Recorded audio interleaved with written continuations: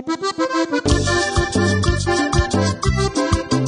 esto va para Álvaro Acevedo, Adrián y Pedro González, parte de Apolinar Cisneros. ¿A qué le tiras, paisana, con mi amigo el borrachito?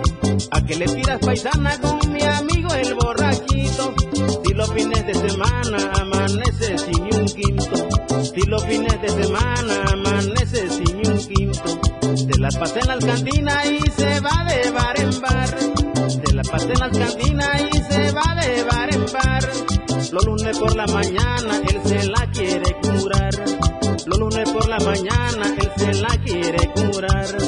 Y así se pasan los días, todos los fines de semana. Por eso yo te aconsejo a que le tiras, paisana.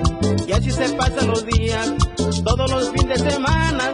Por eso yo te aconsejo a que le tiras, paisana. Y con cariño para la familia López Damián, allá en Santiaguito y San Juanito.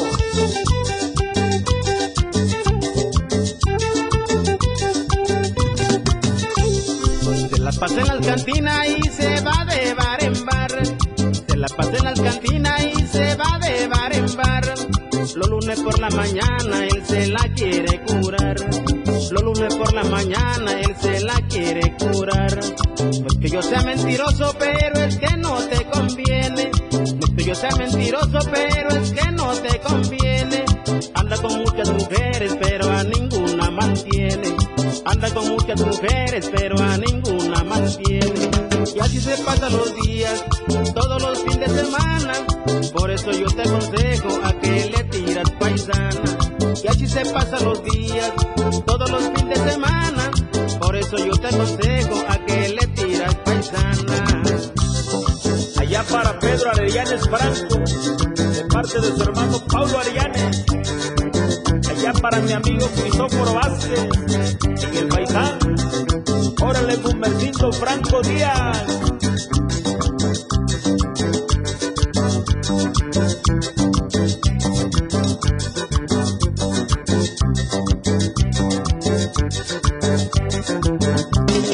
No es que yo sea mentiroso, pero es que no te conviene. No es que yo sea mentiroso, pero es que no te conviene.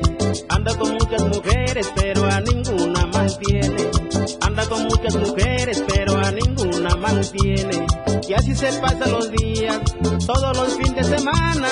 Por eso yo te aconsejo a que le tiras, paisana.